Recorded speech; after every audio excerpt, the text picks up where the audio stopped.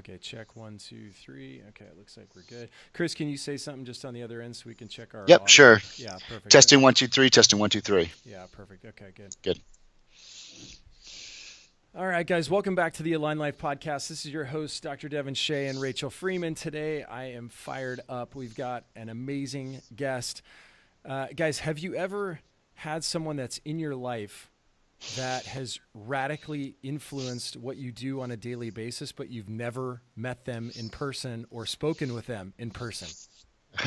Guess what? I have. This is my guy. Rachel's talked about having her spirit animal on the show. I think Dr. Zaino is my spirit animal in some respects, where I aspire to be like this gentleman.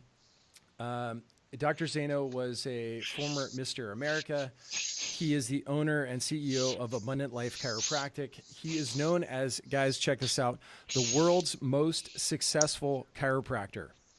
That's pretty good. That's badass. That's pretty good. He is also the guy who's in charge of a vlog that I've been watching for about 2 years. It's called We Are Heroes, and we're going to touch on some of these concepts today. And then lastly, he has a YouTube show called The 5 Minute Fuel, which is fantastic, and I can't wait for you guys to see some of this material. Yeah. So Dr. Zaino, thank you so much for being here today. I'm fired up to have you. Hey, thank you so much, guys. I'm pretty honored about that. Isn't it funny that with today's internet and social media, like how you could impact someone we had never met, but through watching and listening to your podcast and through, even though we never met, it's like I know you. It's like it becomes there's a whole huge dynamic that's there. So, dude, I'm so thanks for blessing me today with that. Yeah, heck And yeah. For hopefully, if sure. you're listening right now, you will not leave this podcast the same. Yeah, that's the goal always. So coming into this, Dr. Chris, my brief background on the Align Lifers, all these people Mhm. have been listening to the show, and we started out with the concept of we wanted to teach people basic routines, habits, and behaviors that would help them to express optimal health. That sounded great, and it was exciting in the beginning. But then what we designed, or what we felt, was that there was so much of a deeper level that we had to get to with people, and we figured out that there was these 4 pillars. So the first pillar was, number one, we had to be able to know ourselves, or self-realization was number one. Number two was Mhm. being able to take full responsibility or ownership of who we Mhm. are and where we are in our life, not only for our health, but really just in every category. Number three was we had to listen to our body. And the Mhm. hard part around that was then we had to act upon what our body was telling us. And then the last one was communicating not only with ourselves, but also with our, what we call our wolf pack. These are the people who are our mentors. These are the people who are our healthcare providers. These are the people in our family, our friends, our colleagues. And so each week we go through, and Rachel and I will either talk about them or we'll have a guest on. Mhm. And your concept of We Are Heroes fits in so nicely with what we wanted to present here. So before we get into that, I just wanted to give our listeners a little bit of who you are. So if you could tell a little bit about, I've seen your story Mhm. on the video that's on your website. That is Yeah. fantastic. So if you could kind of give people a little bit about who you are and where you're coming from, that way they get it. Absolutely. So, 1998, I won Mr. America. So, the typical looked a certain way, felt a certain way. I had my degree in exercise physiology, and in Orlando, Florida, I got to be part trainer for the Orlando Magic at the time, and in Universal Studios in Florida, I worked with all the actors from Hercules and Xena, Warrior Princess. I don't know if you guys remember those shows. Nice, So, dude. Hell yeah. yeah, yeah, Barbaric. yeah.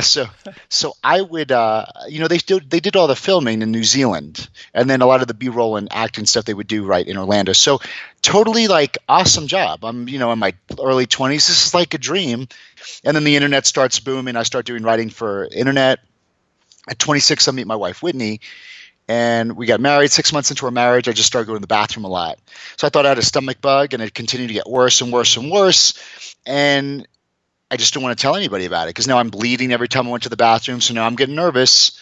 And after about 2 or 3 weeks of bleeding 13 times a day, I played, just like a lot of people, I went on Google and I played Google MD and I typed in, blood and stool. And then the first thing that pops up is cancer. I have a dad who died of cancer when I was 21. My grandfather never met because he died of cancer in 1975 before I was born. And I remember sitting there going, you know, I guess it's in the family like genes, but man, like is 20 at 26 years old, is this it? And so you just go in denial. You shut the freaking computer off, and then you just don't say anything. And then I started my life started becoming dictated by this issue I'm having, this disease process. Like I would stop eating at 10 in the morning. If I had to be on this podcast, I would have to stop eating 6 hours before so I wouldn't have to go to the bathroom. Or every time I went to a place in public, the first thing is scope out where the bathroom is. Like you realize like when I had this disease or this issue, it just started boxing my whole entire life in. Like I lived my life according to this situation. And I remember one day, the day my wife found out, I was at a TJ Maxx. It was on a Sunday. And I did my usual. I went in the building, went to the back to see where the bathrooms were, and they were locked. They were under construction. And I go, hey, listen, I go, where's your bathrooms? He's like, oh, they're under construction. Just go outside and to the right. There's a Sports Authority. You could use the bathroom there. And then I panic because he didn't know what was going on with me. So I'm panicking. I'm like, what happens if I need to go to the bathroom? Like, because it wasn't just a physical disease anymore. It was an emotional problem of anxiety. And I just didn't make it. So in front of a group of a large amount of people in that store, imagine sitting there and losing your bowels. But it's not just like losing your bowels in public. It's blood. It's mucus. It's seeing the expression of people's face. It's feeling horrified and embarrassed and just rock bottom. And then I ran out the side, the loading dock, and I called my wife. And I explained what was going on. And we had this little Ford Escort, and she picked me up with towels in the front seat. And we went to the hospital. And they knocked me out. They did colonoscopy. And when I awoke, the doctor's like, I know exactly what you have. He goes, you have an irreversible, incurable disease called ulcerative colitis. It's an autoimmune disease. And your body's literally eating its colon. It's your body's eating itself from the inside out. And I was put on tons of prednisone, which is like the most horrific drug out there.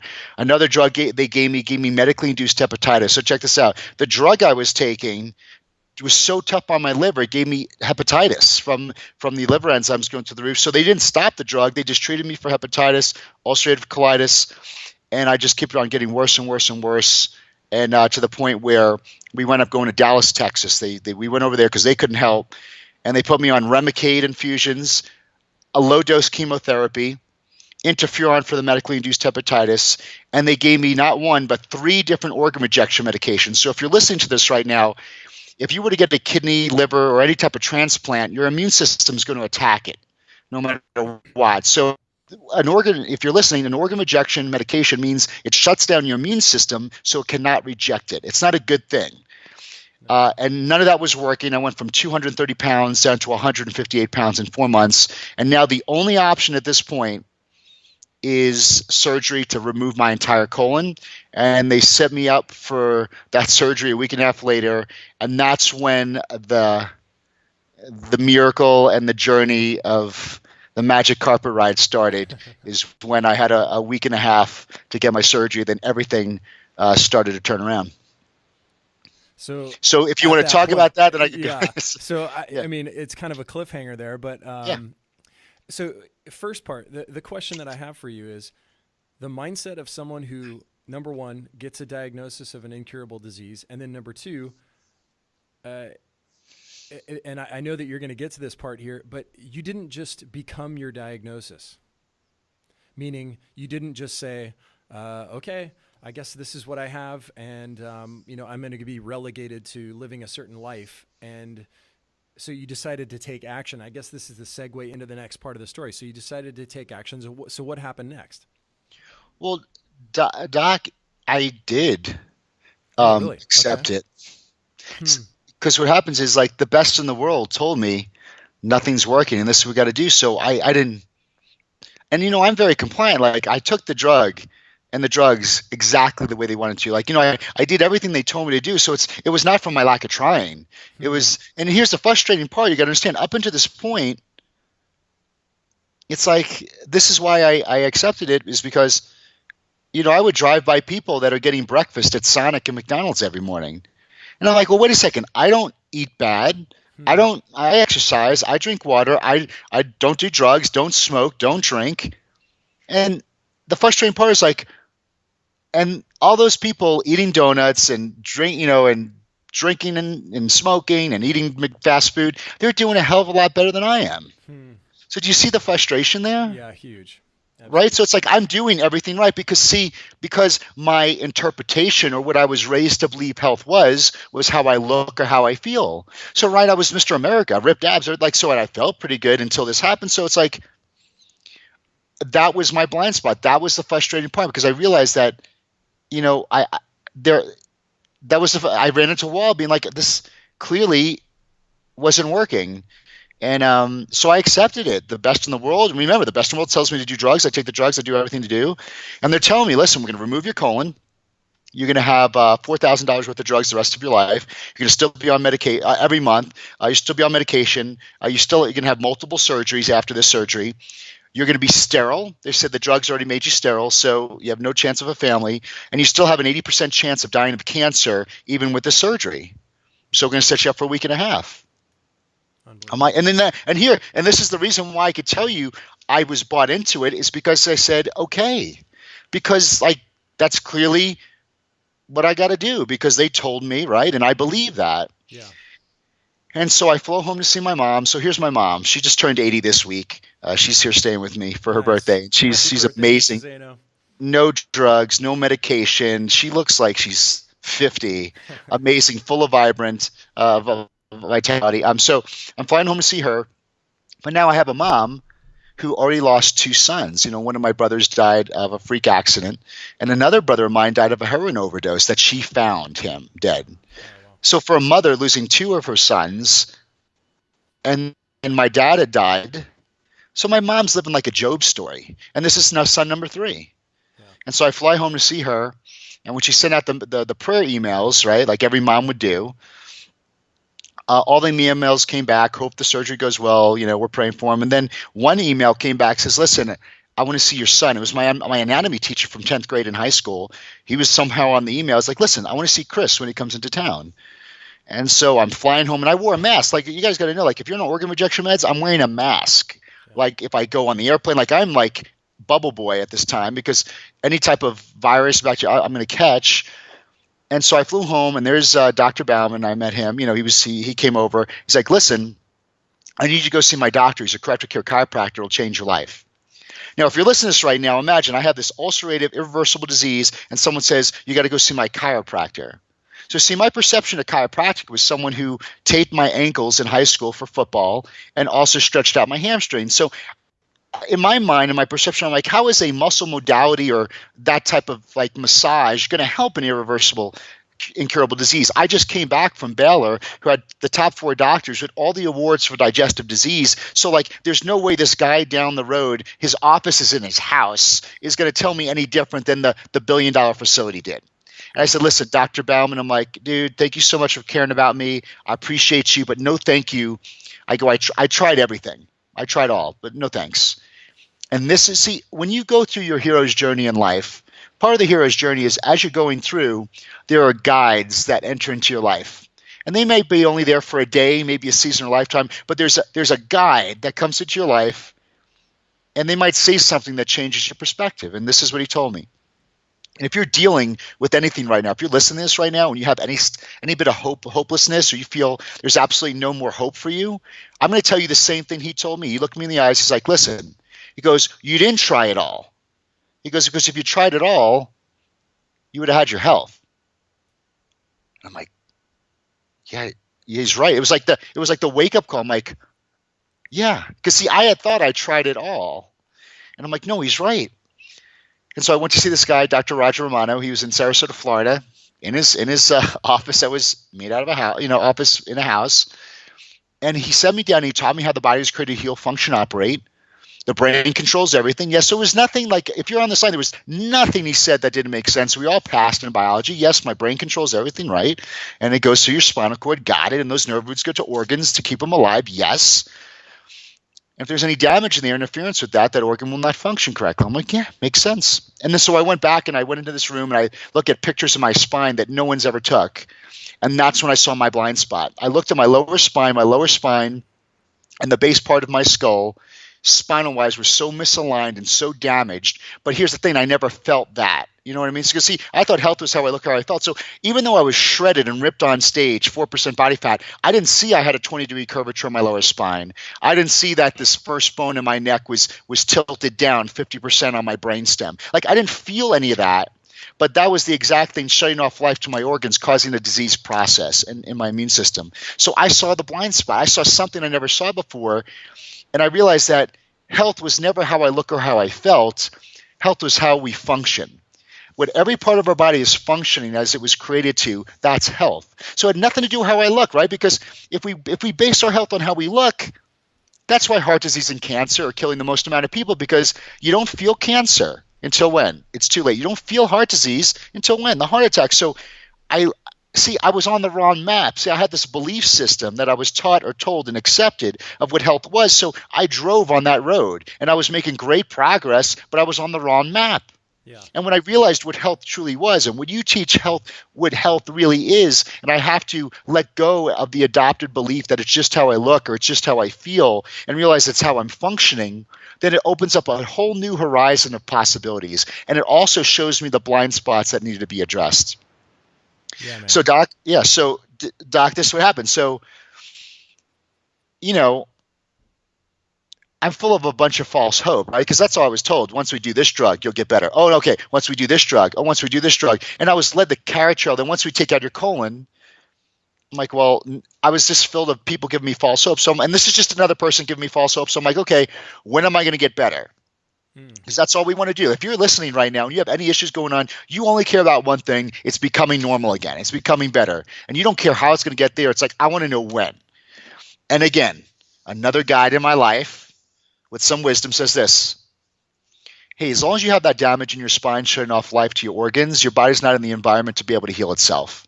He goes, but when you choose, like he put it on me, when you choose to correct your problem that you have that's affecting your life and remove that interference and allow the body to start functioning better and healing again and be in the right environment to heal, he's like, then your body will heal. He's like, but you're asking me for the day and the time it's going to happen? He's like, that's not between me. It's not up to me. He goes, that's between you, your body, and God.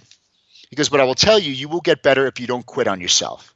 Because how many people listen on this line, you have an expectation and you say, I'm going to try this for a month. I'm going to try this for 3 months. And guess what? In 2 months, you didn't get the results you felt you needed to get. Then you say it didn't work for me. But see, that's why we put these false expectations versus saying, you know what? There's no exit strategy for me. This is it. This is the direction. So no matter how much work, time, money I need to put into this, I'm not going to limit myself. But I know if I don't give up and if I just keep on pushing forward, that the body will heal. But it's the time, the date is not up to me. It's up to the body. And I'm glad I accepted that, because imagine doing something. And I'm going to keep on referring back to the audience. If you're going through something, imagine bleeding every day and you see blood in the toilet bowl 10 times a day. And now you're correcting this problem right? And then a week later, you're still seeing the manifestation of the disease. It's frustrating because I'm fixing it, but I still see the reality of it. 2 weeks, 3 weeks, 4 weeks, 3 months later, I'm on half the drugs, but still seeing the blood. 5 months later, I'm off all the drugs. So boom, total win. Weight stabilizing, bleeding a little bit, still there, but now I have momentum. See, so once you start to get the glimmer of hope and momentum, but here's the thing, what people need to see, it didn't take me 5 months to see the momentum.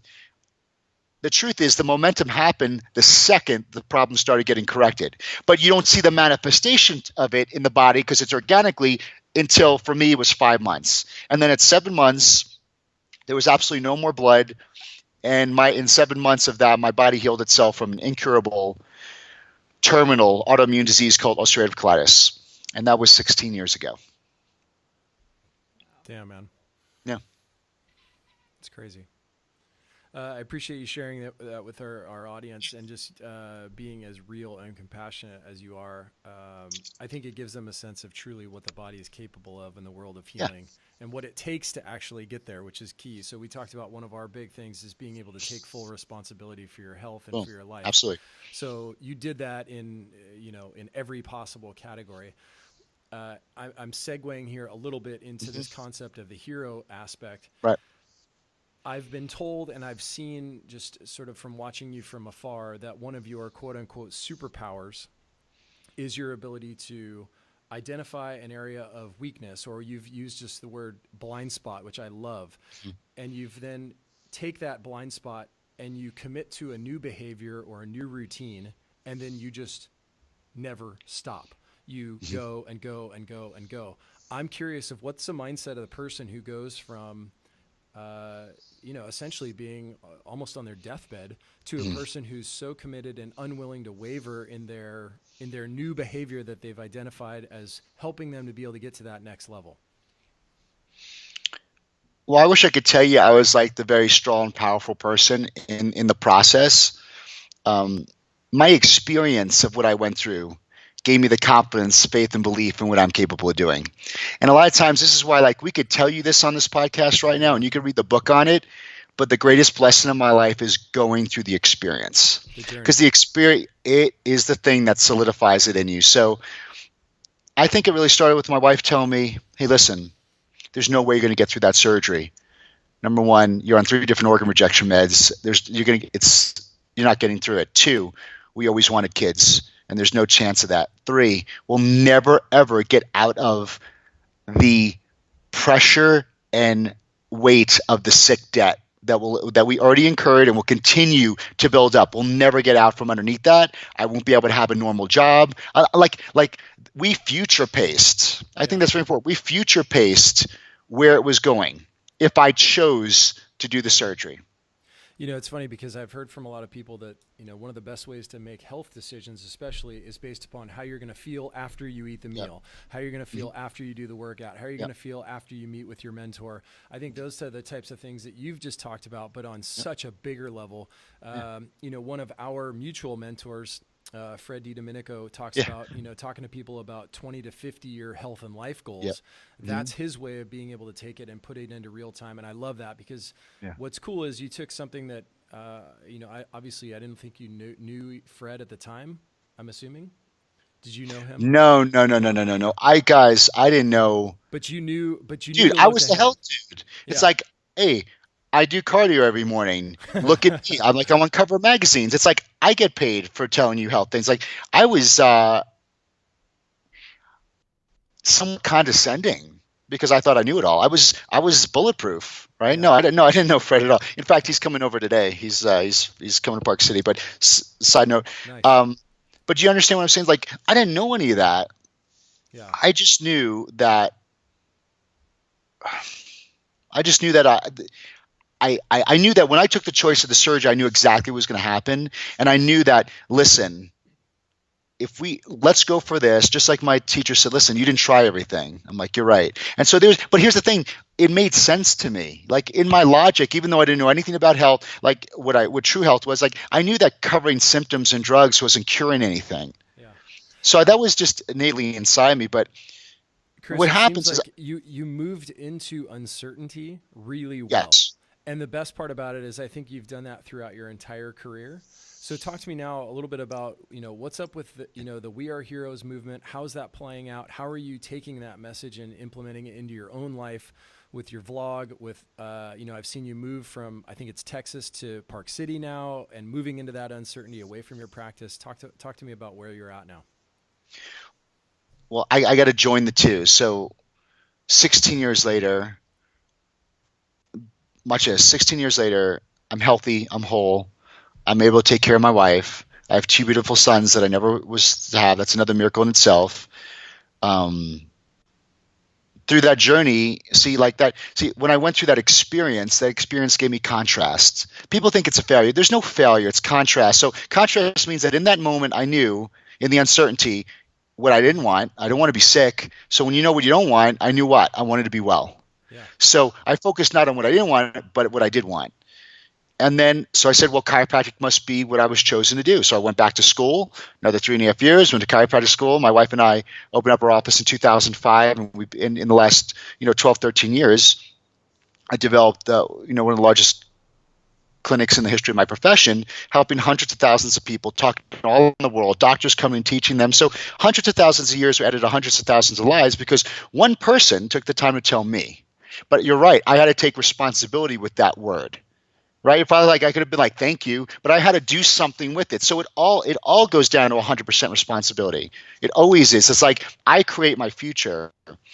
And so no, but here's the thing. So good. Now let's go to the hero thing. So imagine 13 years cranking in what you do, financial freedom, time to do whatever it wants, beautiful family. It's like really like it's like the amazing story. But then I started having this silent conversation that I didn't want to talk to anybody about. Here's another thing, another experience. Why am I depressed? Why am I feeling unfulfilled? I mean, I checked off all the boxes. So that's the like check, like society says. I checked them all off. I did it. But I still feel depressed, unfulfilled, and I know I'm not ungrateful. There's just something there. And then I started becoming disengaged, numb at work with my patients. I started becoming disengaged and numb at home. Am I going through a midlife crisis? Am I peaked? Did I peak? Right? And then I questioned my purpose. Why am I doing this? Well, just like you guys on the line. Well, we want to help people, but there was still callous here. It wasn't it. Well, I want to see people live their greatest potential. Calloused. And then one day I was sitting in my office, and in the other room, I heard my son Justice, my 11-year-old, well, he's younger at the time. He goes, Mommy? He goes, what happened to Daddy? But he said it in a way like he knew exactly, like I couldn't hide it anymore.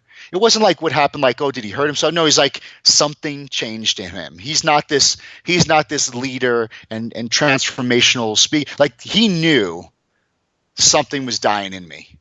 And dude, when you hear your kid speak with disappointment in his voice, you realize you can't hide the pain anymore. So I just kind of secluded myself, and just I asked my question, why, over and over until I wasn't coming out.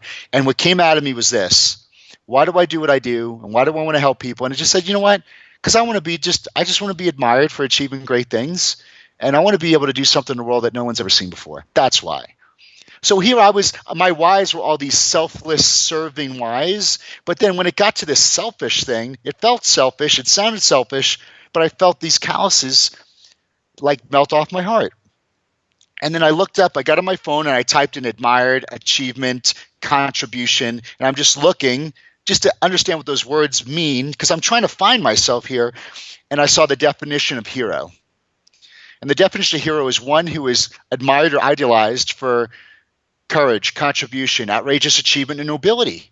I'm like, oh my God. I was like, that's almost like that's me. And here's the thing. In that moment, I awoken and I was aware and remembered that was really the theme my entire life. I was a kid who wore the superhero pajamas. I mean, I got hero things all over the place.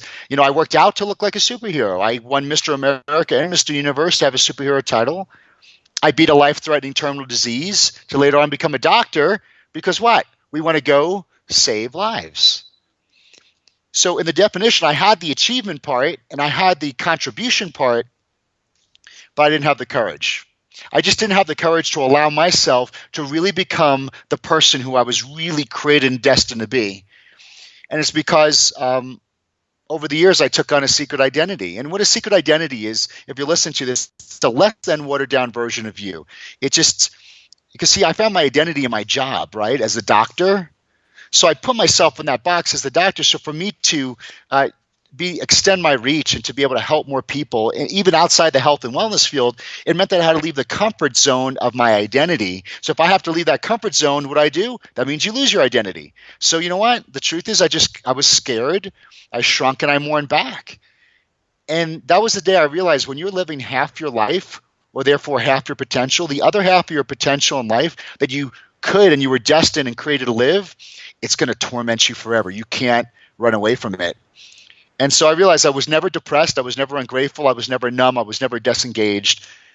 I was just grieving my potential the entire time. I believe we all go through that.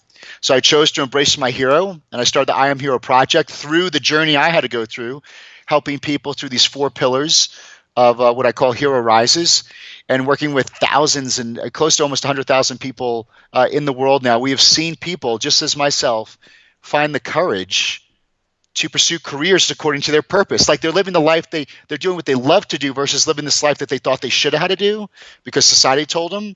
People are finding the courage to heal and restore their families like it did mine. The courage has given them a new sense of you're alive again. Like we're talking right now, I'm sweating. Like they're able to feel alive and prideful and excited again by giving themselves permission to be the hero.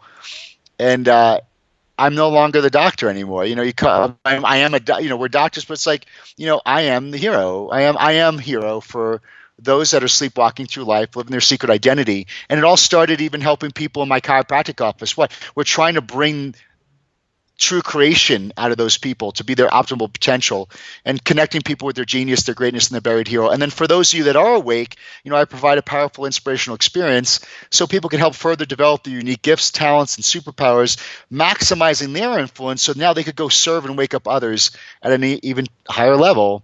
And my new purpose today and my new claim and stance is that I believe all of you were born with seeds of greatness in every area of your life, and you are capable of doing heroic things.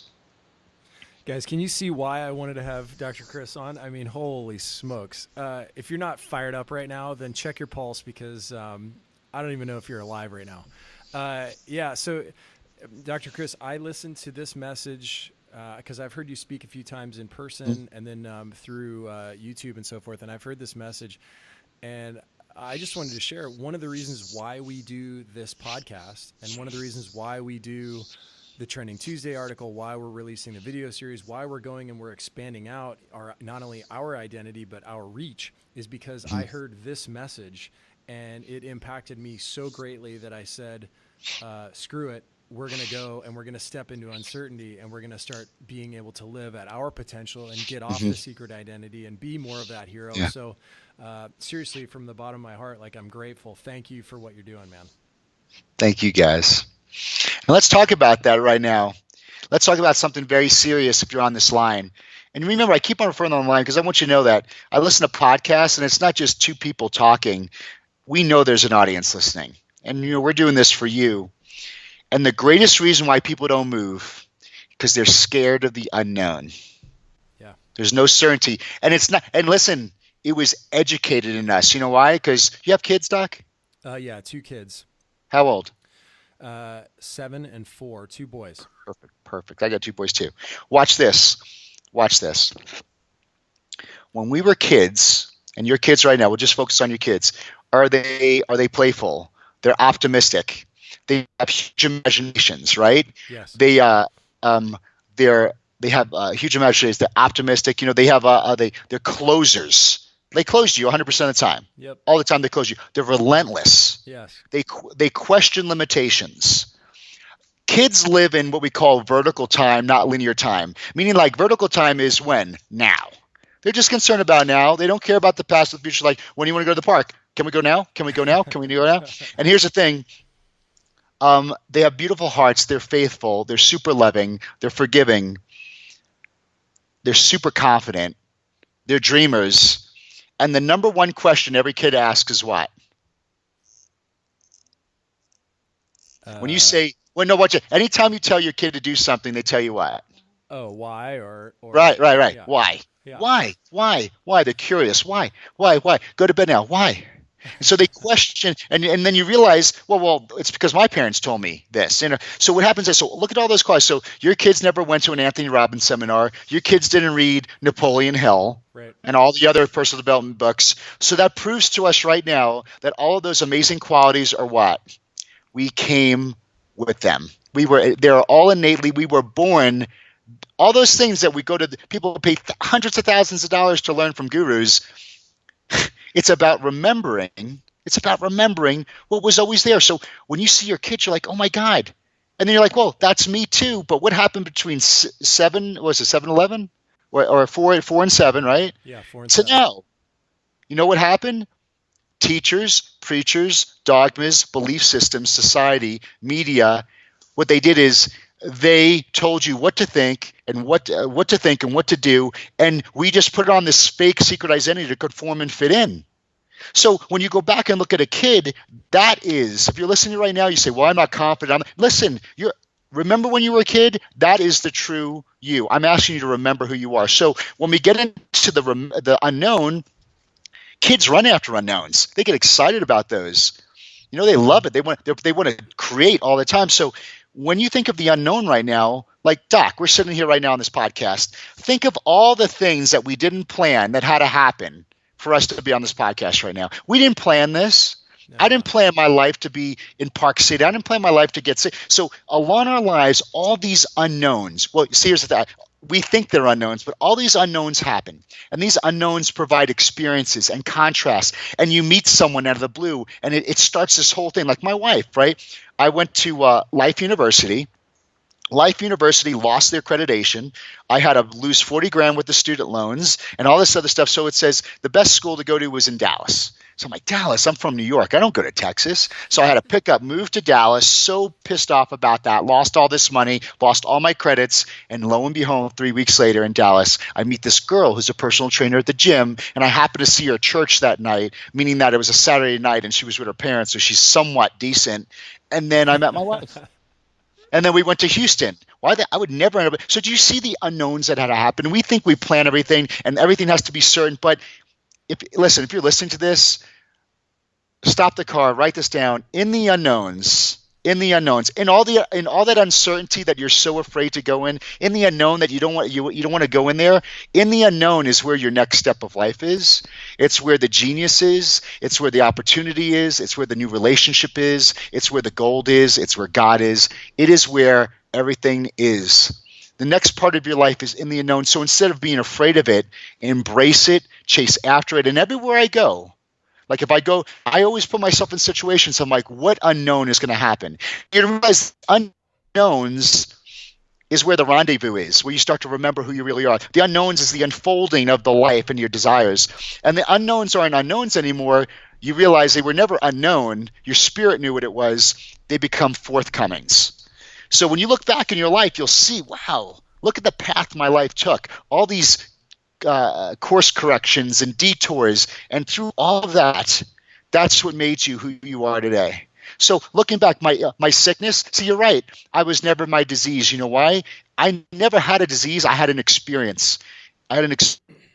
So when I go through life, these are just experiences that made me who I was. Like when someone loses a baby, like my sister-in-law, like horrible, forget it. But you know what? She had an experience to help so many other people that go through that same thing. So these unknowns and contrast in life make you who you are. So why would you be so scared?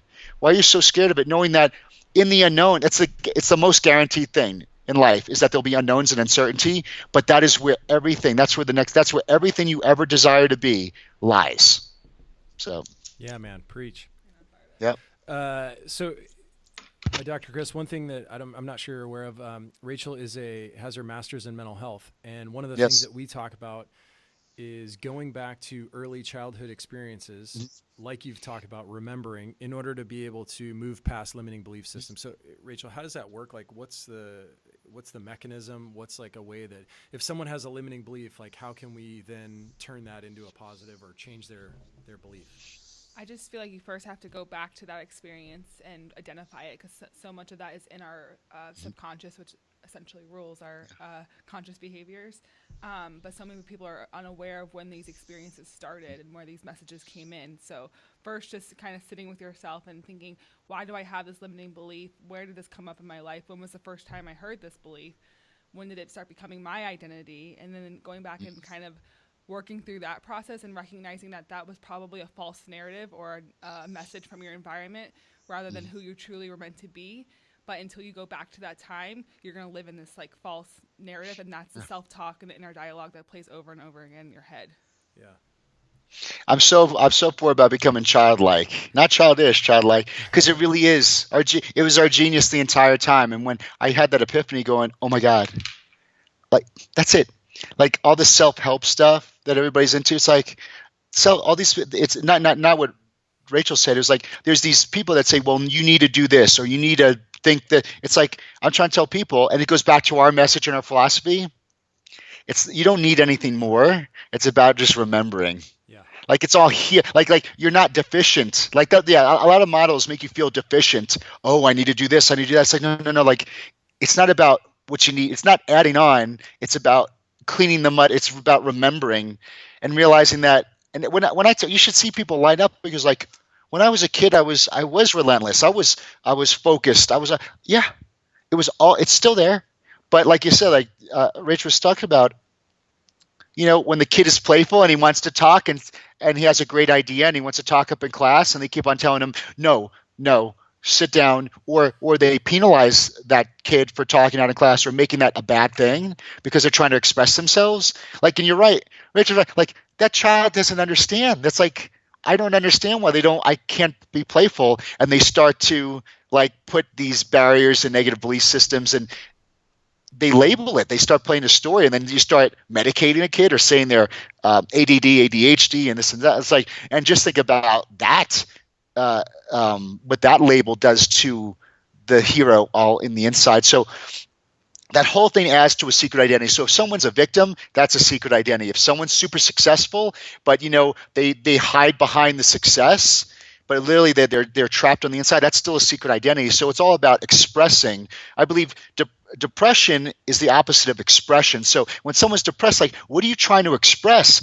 And who are you listening to that's telling you that was wrong, to be able to express that? So there's so much beauty and heroic value in who we are created to be, that we all chose to go through this life together, co-creating. And there's so much beauty in this, but you're so right, they're believing lies.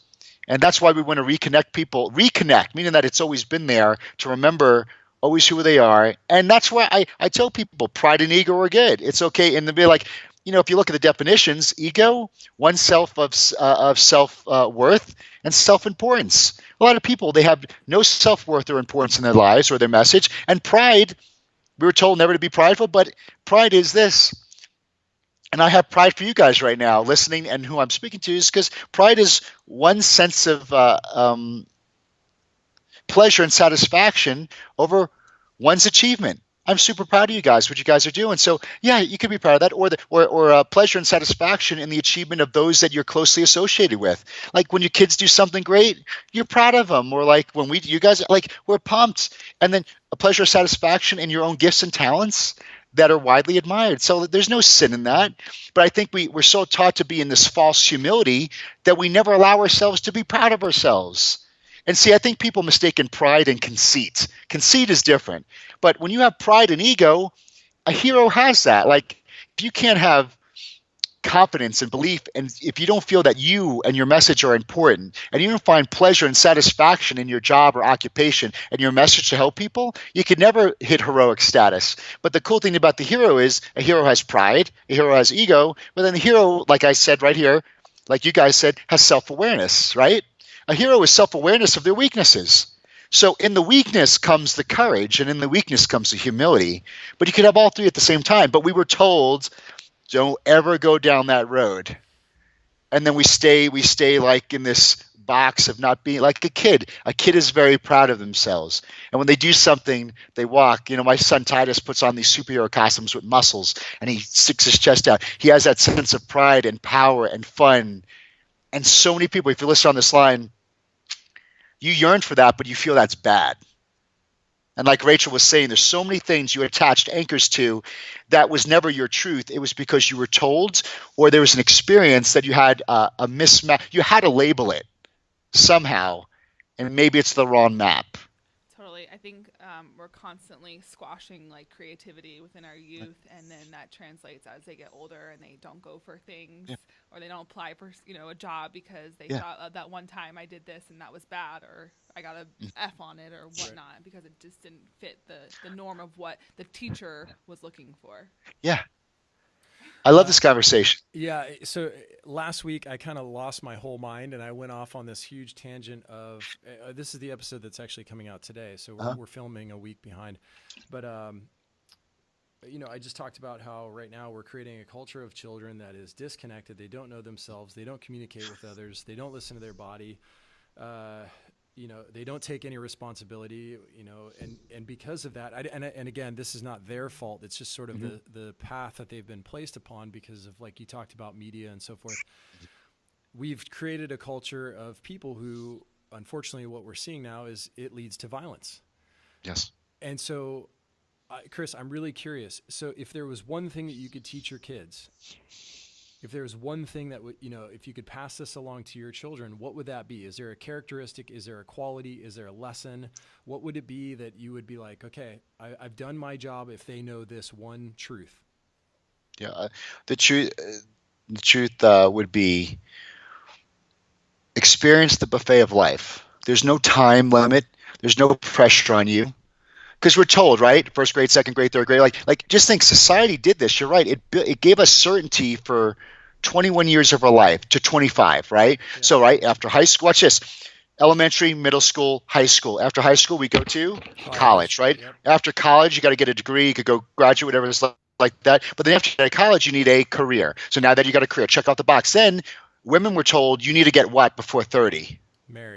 Married, right? So then so she might invite the wrong relationship, because if that guy is between 27 and 30, she's like, well, this must be the dude. So in your mind, you force a square into a circle peg and might not be compatible. And then after marriage, you got to have kids, right? So as you see this, like this is and I tell my sons, I'm like, scratch all of that, scratch it all. Like there's no, like, if you want to get married at 40 because you found out who you were in your 30s and you could really bring yourself and develop, like there's no it's your life. But I do tell them, I want you to try the buffet of life, meaning that I want you to try different experiences, travel to this. And when you try that thing, if you light up and if you don't need sleep, if you don't need an alarm clock to wake up, if you become obsessed on it and so focused on it, and then it's something that it's really in them to do, right? So my whole thing is like, don't go with status quo. Find what you love to do. I don't care if my sons want to be ballerinas or whatever it is. Like if you love and enjoy it, because I want them to be happy. And there's too many people making millions of dollars and are so unhappy. They're in unhealthy relationships because, again, they felt forced to get into a marriage that they really didn't belong in. They had kids, so they're staying together for the kids. See, no one, and everybody resents everybody else because like they never really became their heroes. So I want my kids to travel and experience life and create. It's all a sandbox. And when you gravitate towards the things that you're like, wow, this is really fun and exciting and doing, then you could actually live a life that it's still going to be work, but you guys know, I mean, when you're working at something you enjoy doing, you're going to work actually harder than anybody else who's doing it and they don't really enjoy it. So the work's going to come when you enjoy it. The money's going to come when you enjoy it. But when you just seek joy and happiness and let that be I call it your emotional guidance system. On the line, right now, if you're listening, there's something that you may do and you didn't feel good about it. You felt heavy, or you do something and you're tired.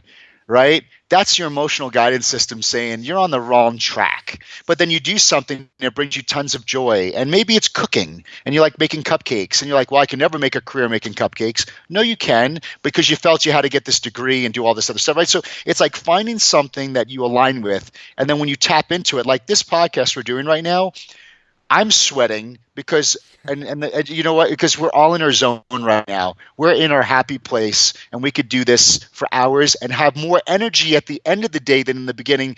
And it's an emotional sign that we're tapping into our zone or something we were in this moment created to do.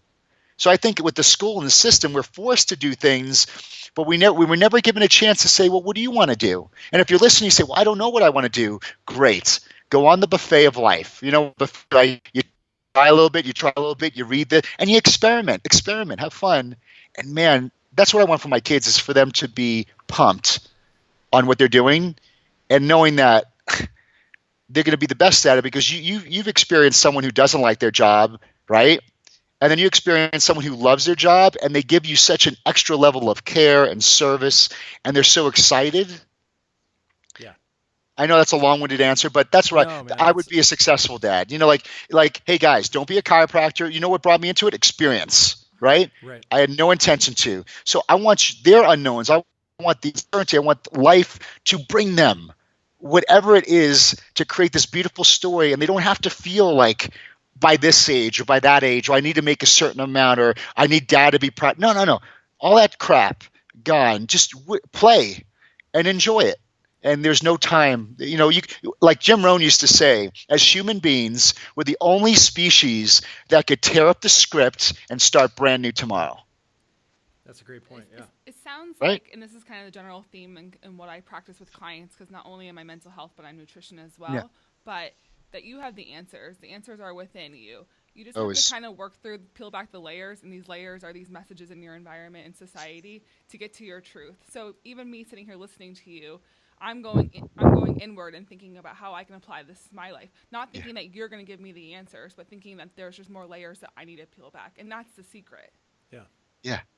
And there's no judgment. I mean, all of us have been affected by judgment, right and wrong. Yeah. And then we made a lot of our decisions due to right and wrong, not saying like what was our true truth. You're right. We were never given a chance. At 39 years old, it's kind of difficult to look in the mirror, really not recognize who you are, and then be reintroduced to the only person that can help you, which is yourself. So imagine looking in the mirror and saying, "Hi, my name's Chris. Pleasure to meet you," and really have to start a relationship with who you really are again, because the mirror is the only person that's going to help me. Yeah. But I haven't met that person for since I was 4 or 7. Right. No. Guys, one of the action steps that I took and have gone through some of this, and we've talked about this being a journey, but one of the first action steps that I took was I sat and I wrote down every single thing that I actually really liked doing. Yeah. That sounds benign. It sounds silly, but the list actually ended up giving me so many things that I could step into that were very much in alignment with becoming the hero that I was capable of being. So if you wanted an action step out of today's, podcast episode, I would highly recommend sit down, take out a pen, write down everything that you love doing, and then group the things. Look for things that aligned, and then look at how you could leverage those things into more and more time spent doing all the things on the list. Simple but effective. I'd love to ask you, Dr. Chris, about some of your rituals or your routines, behaviors, and habits that you go through on a daily basis that help keep you, motivated, in alignment, that are in your self-worth, all that. Yeah. So what I do is I wake up in the morning nice and early, and I have my little detox protocols, whether it be sauna. It's personal time, right? It's dark out. The family's asleep. Because once you start the day, then the day runs you. So I have to get myself in a position where I control the day. So I do my personal, morning routines, which could be sauna or detoxification things I do, or exercise. After I do that, when I'm also doing that, I read a book. I have a certain, books that I'm working on, usually personal development. I'm reading, different ones. You just pick the one that you enjoy doing. So the books talk to me. Right, that's what I do too. Like I love what you said before. Like everybody's waiting for like this audible voice, but they don't realize like every experience is talking to you. Yeah. Everybody's waiting for the audible voice of a God. It's no. Like this podcast, talk to me. This if you might be listening to this podcast in 2021, and it was exactly what you needed to hear for what you were going through, and you're going to be like, this is insane, because life is always talking to you. And so I read those books. They talk to me. I meditate for 20 minutes for the purpose of clearing my mind, because when you clear your mind, it takes away resistance, meaning that like I don't have negative thoughts. At least it's 20 minutes where I have clear-minded, allowing me to just be clear-minded, right? So I do that first in the morning. Then I eat. Then I do my routine. I start working. So I always have that routine, and it's consistent every single day. I make sure I train the body every single day. It's mind, body, and future, right? When I do my morning routine, after I meditate, because I'm now clear-minded and peaceful, I write down my goals and desires. I write down my goals and desires every morning, like my big things. Like, listen, all the things I want to do, my big dreams, I write them down. And the reason I write them down every morning and every night, because every morning I start, because when I write them down, now it sets my filter in not just attracting them, but being on the lookout for them, the relationships, the unknowns. And then I write them before I go to bed again, because before I go to bed, I want to now refocus on what that is. So I'm always keeping my desires in front of me. And the reason why I do it every day, morning and night, is because I'm allowed to change my desires and goals. A lot of people write their goals down January 1st. No. these goals change. Well, you know what? Maybe I don't want to do this anymore, right? So they're molding as I evolve. I put down my targets for the day, like right here, podcast with you guys. I got another podcast after this. I'm going to finish my studio downstairs, and then at the end of the day, I write down all my successes and wins. This was a win. See, like if you realize you are winning every single day. And when I realize, I write down my wins, I write down all my unknowns, and I realize, wow, I am moving forward. I am winning every day. And so I realize I'm a winner because I'm habitually winning every day. So you get into the habit of winning, and then go to bed. And I rinse and repeat and really enjoy the unfolding of my desires. Chris, you make a great point. For whatever reason, I've been talking to a number of people who have started new entrepreneurial ventures, and unfortunately right now they're tracking all the things that they shouldn't be tracking, meaning they're looking at how much money they made, how many new clients they brought in, versus what it looks like you're tracking are all the things that, number one, you have control around. And then number two, you're tracking the stuff that relates to who you are from your core value set. And number three, who you want to become as meaning who you identify as in the future, your hero. Uh-huh. And guys, I've been telling people this all week, which is why I'm saying it right now, because it's so top of mind. You must track the outcomes that matter most, that you have control around and that identify as you are in the future as your hero. Don't spend time on stuff that you don't have control on. Don't spend time on how much you made. Those are consequences. They're side effects, but they are not causal factors. And so, sorry, I know that's a tangent, but man, it's just been happening all week, so I had to say it. Yeah. And that's like when people focus on what is, they're not realizing it's past tense, right? Yeah, so like if I look at my situation right now, it's past tense. Yeah. So if we keep on focusing on what is, we're not focused on the now, we're focused on past tense. Like this phone was already made. This water bottle was already thought of and created. So everything around me is past tense. And so that's why I focus on that vision. And I'll take it a step further. When you focus on your vision, you just don't write the words down, because words don't teach, experience does. So when I write down the stuff with the I Am Hero project and being on stage and speaking, I think of it until I get an emotional response. And that could be crying, that could be goosebumps, that could be like I write it down, but I make my body, I think about it to where my body actually feels the senses of it like it already happened. Yeah. And the reason why and even they're like, well, that's daydreaming and dreaming. Well, you know what? The fact that it just puts me in a better mood, and I know the feeling of like, hey, when I accomplish that, wouldn't that be cool? So I become what?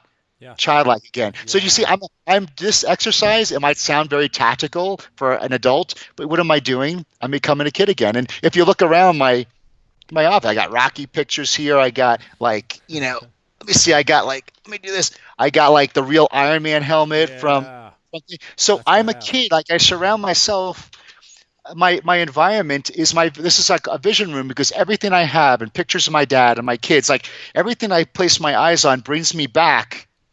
So good, Rach. It brings me back to not shitty memories when I was a kid, but beautiful memories. I have my dad's aftershave. I smell my dad's aftershave, and it brings my dad back. Mm-hmm. So I surround myself. When I walk in this room, it's a creative, beautiful thing. Like you can't see here, I have a huge rock garden with the Joshua tree. I put myself in the environment of ultimate creativity. And you know why I thought about a vision room? When I walk in my kids' room, they have G.I. Joes set up, and they have this whole story, battles going on, because they're creating. There's no bowls of fruit on my wall. Every picture, everything means something. And imagine, so it brings you in a good place.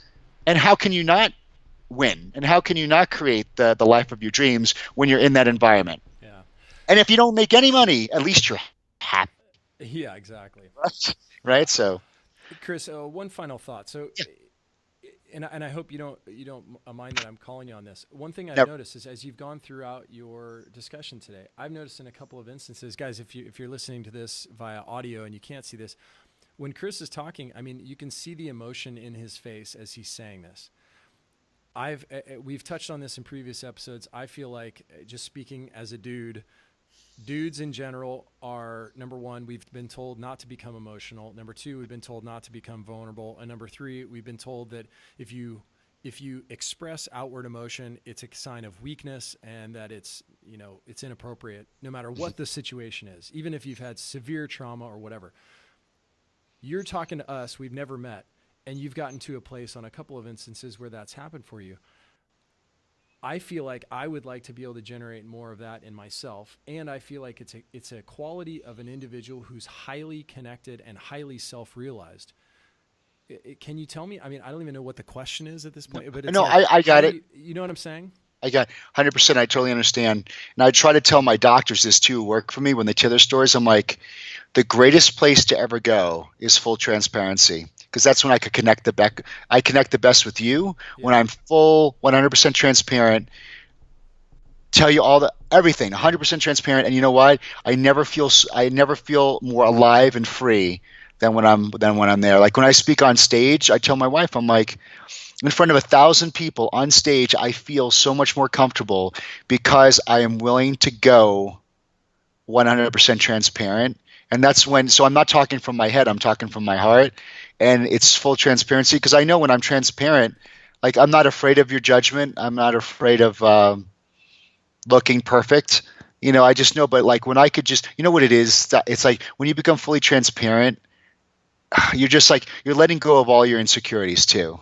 And it's just a wonderful place to be in. And that's why I love the podcast interviews, because there's uncertainty, but like great stuff comes out of us, new material, creative, we co-create together. And on stage, I'm just like the ultimate version. I feel I'm the ultimate version of myself is when I could just let it all go. And I don't feel, I feel more insecure when I hold back because what are they thinking? What are they doing?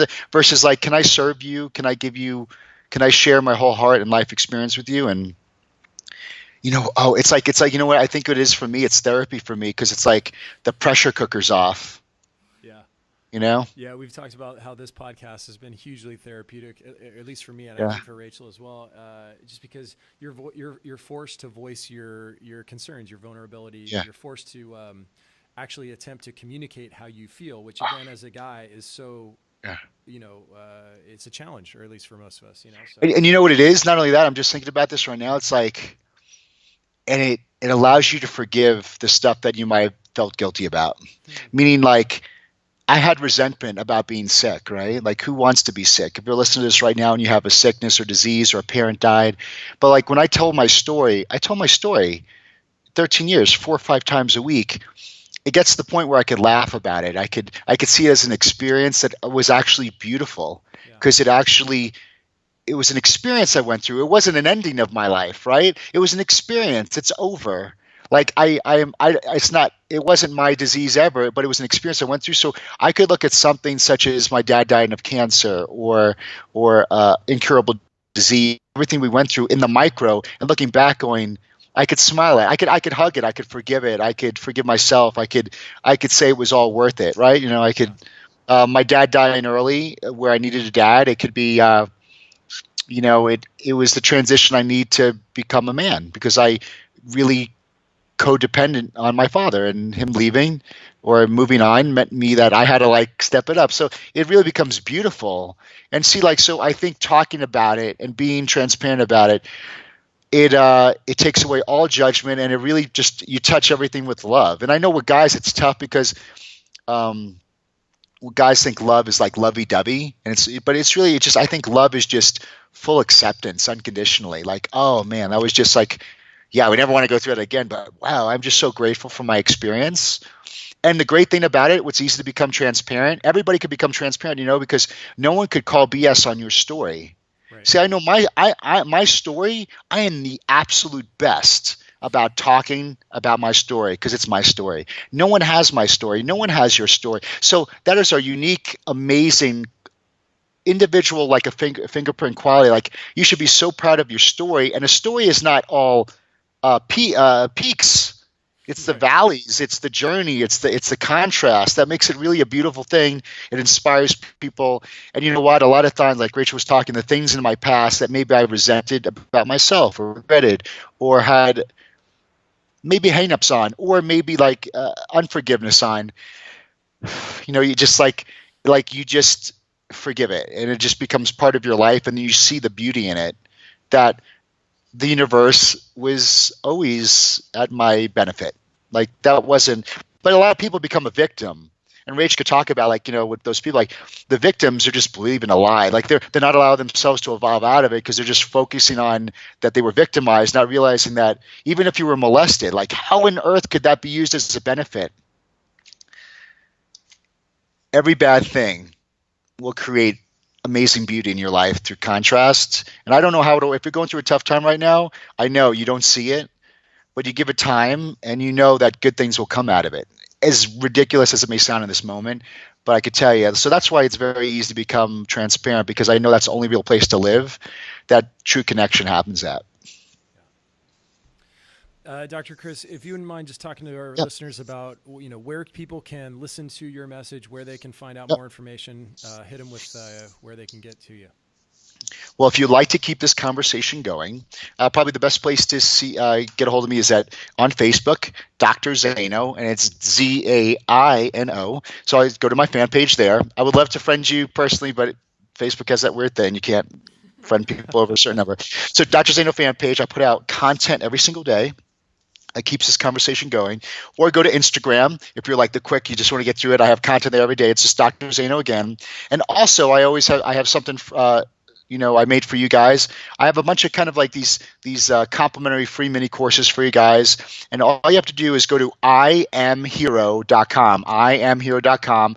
And every so often I switch them around. Like I'll have a 1 month mini course on different subjects that, you could just go and really use videos with them. There's all these cool things because that's my vehicle of influence. My vehicle of influence is video and speaking. And so that's another thing. Your every hero has a vehicle. So find your vehicle. It might be writing. It might be these things. They're my vehicles. And I want you to be able to be blessed by those, and you'll really enjoy them. So just go iamhero.com and pick from whatever one is running. I think I have I Am Value. I have 1 month to win. I have diet hacks. I have time expansion. I have hero secret sauce. So I have all these fun things you could choose from. So whatever one's on there, enjoy it. And just always on Facebook or social media, understand that when you write a comment, I am always the one who answers the comment. There's no robot. There's no social media team. So any question or comment you have, I am the one. So if you see a wink and a thumbs up, that's me giving you winks and a thumbs up.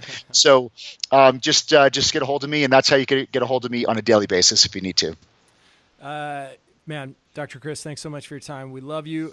We appreciate you. And Align Lifers, get after this guy. Get more content. Live out your hero. And we will see you next week on the Align Life podcast.